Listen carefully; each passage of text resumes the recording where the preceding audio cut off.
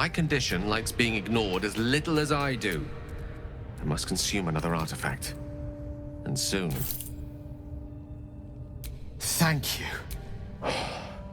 Good God. Listen, I need to speak to you, to all of you. It would be unconscionable of me to remain silent. I might just be about to remedy that. You have to know who I was. You have to know who I really am. What I am is a walking shadow of the promise I once held. I'm what one might call a wizard prodigy. Who from an early age could not only control the weave, but compose it. Much like a musician or a poet. Such was my skill that it earned me the attention of the mother of magic herself. The Lady of Mysteries. The goddess Mystra. She revealed herself to me and she became my teacher. In time, she became my muse. And later, even my lover. Oh, yes. We enjoyed each other's company. Body, mind, and soul. But even so, I desired more. You see, no matter how powerful a wizard we mortals can become, we never scratch more than the surface of the weave. Mystra keeps us in check. There are boundaries she doesn't let us cross, yet every time I was with her, I stood on the precipice, gazing into the wonders that lay beyond. I sought to cross her boundaries.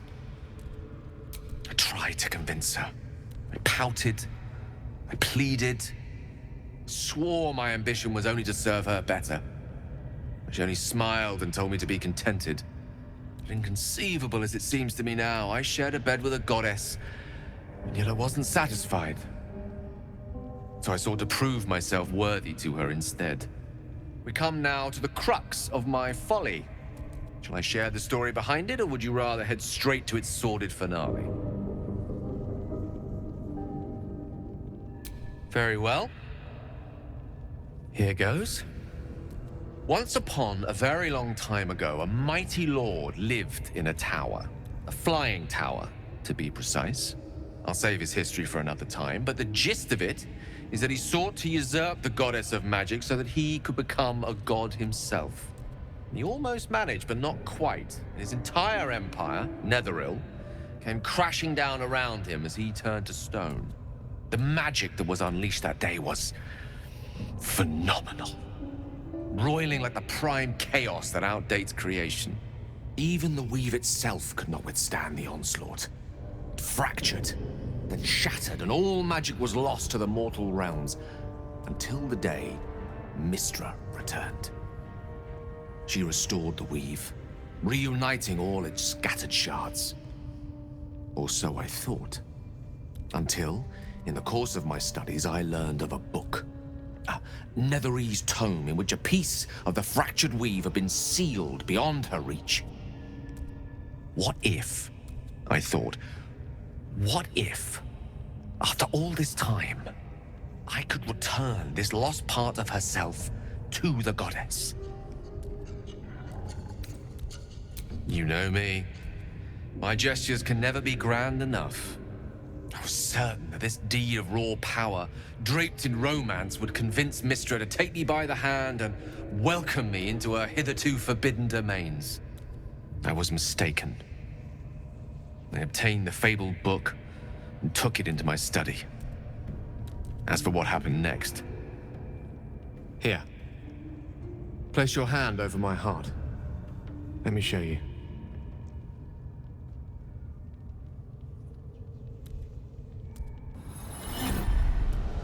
You feel the tadpole quiver as you realize Gale is letting you into the dark.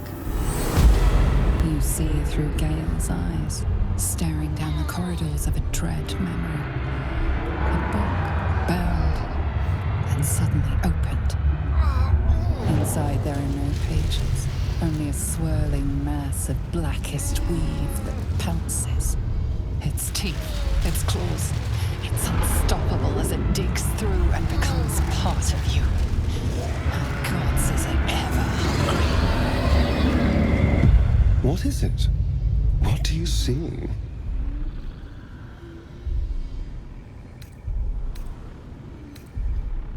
Thankfully, the moment I absorbed the fragment wasn't enough to kill me outright. It was only the beginning.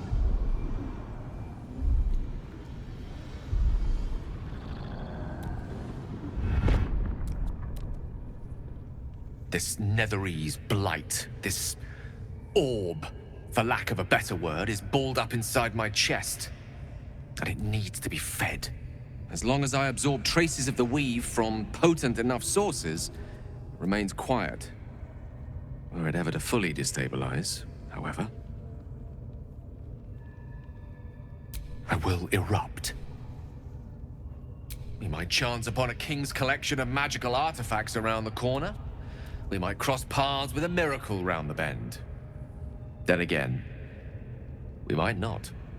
All of this, it must feel like a betrayal. Say the word, and we'll part ways. That is a great relief. Oh, a great relief indeed. You truly are a soul that steals my own. From all my new rallied heart, I thank you. I thank you all.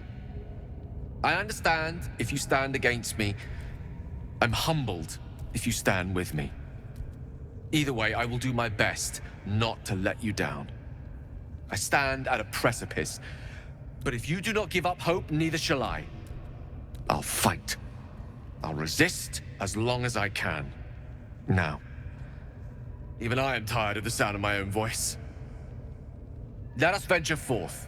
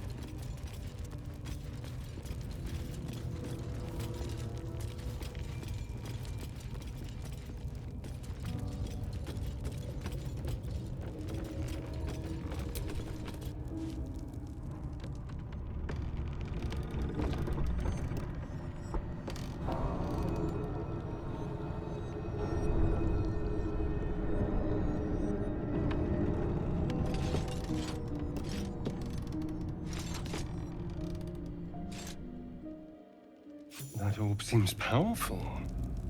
What can it do once it's extracted? Nothing good can come of it unless it is contained. Why? It might be useful. Who knows?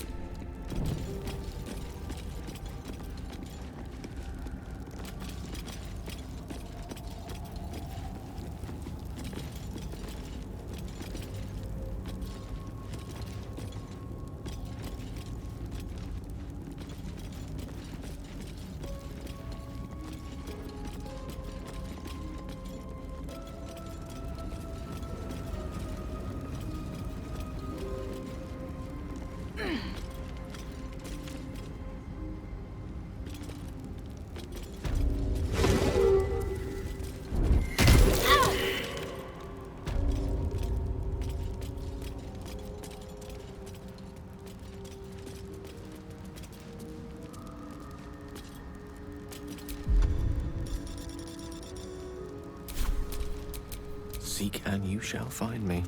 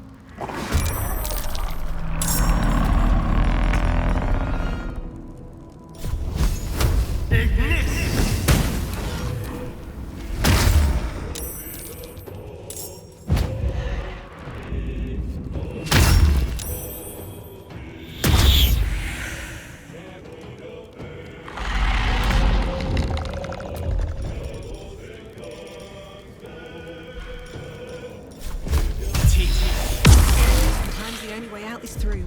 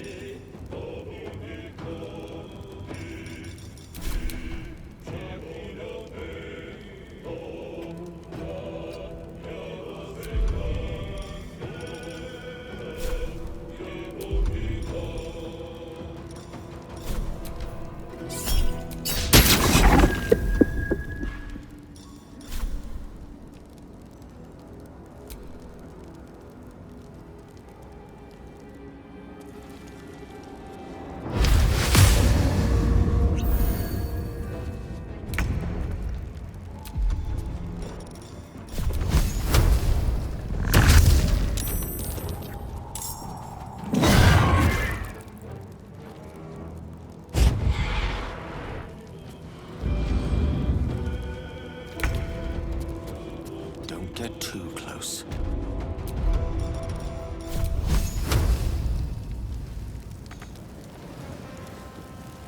What now? Can't slow down.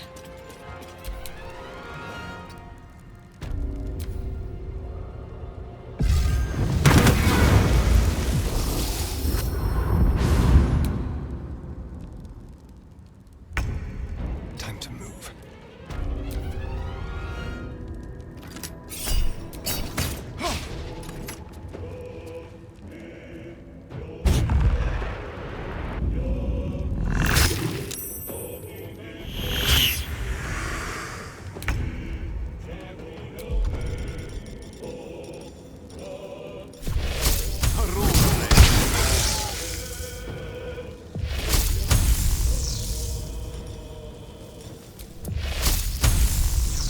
Come on.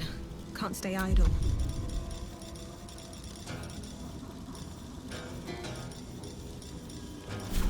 You've made a grave mistake.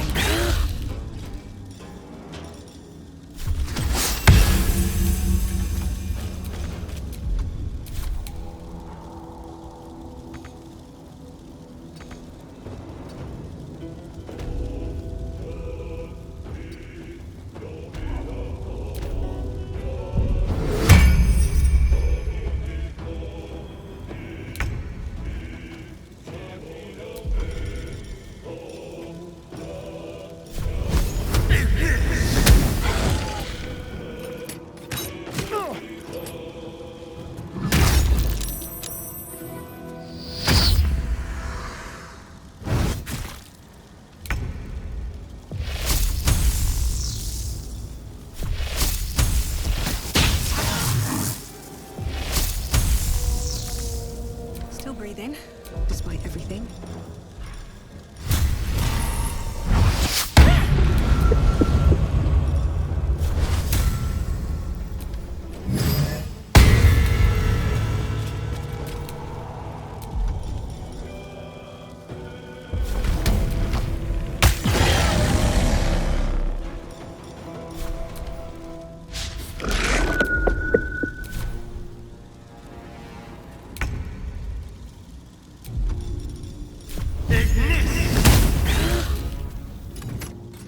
I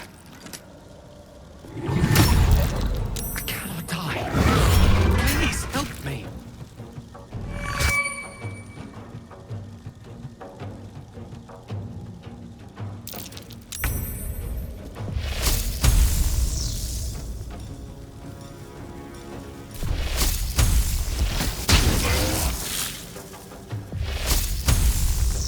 Sometimes the only way out is through.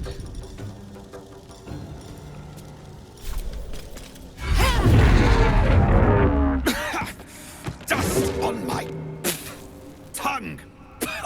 I offer to parley, and he brings a spectator! Twit! Quite ruined my ambush. Now, you are?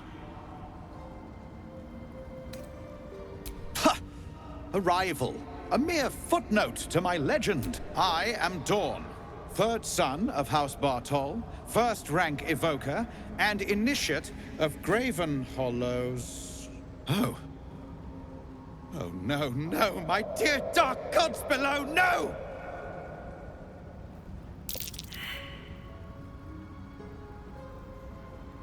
You don't understand. A memory shard ought to hold its glow for years. It contains knowledge that is precious. Then my enemies have already found the forge. Which bastard stole my glory? Zargrim? Impossible! The master of the Adamantine Forge would be known and feared throughout the Underdark, unless... If they had just surrendered their research to me, we might have found the forge together. But no, they hoarded their knowledge, left each of us clinging to scraps. I had the good sense to lock mine away in the shard. And now I can claim the forge alone.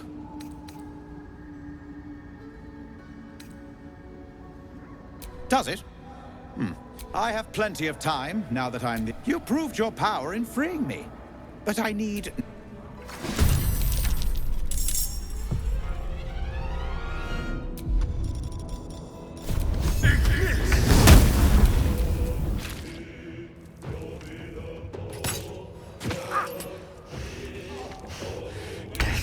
Can't have me. Not yet.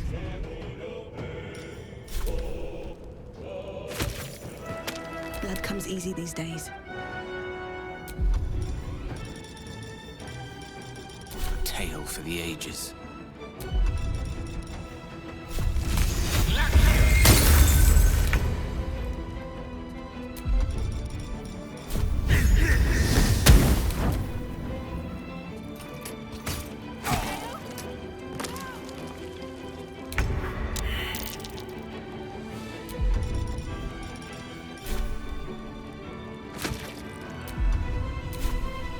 I won't give in.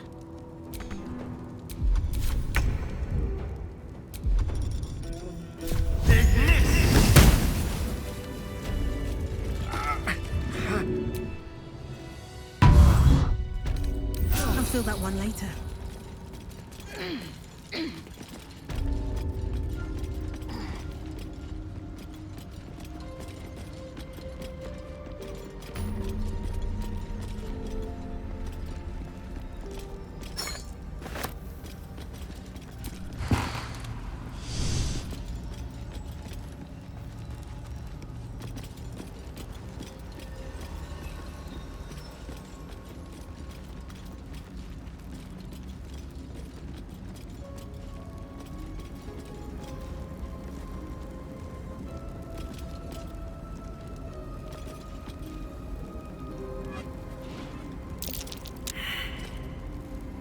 Get back.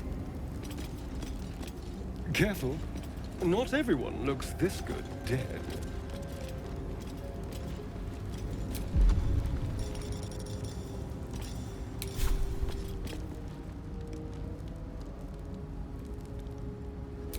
Trust no one.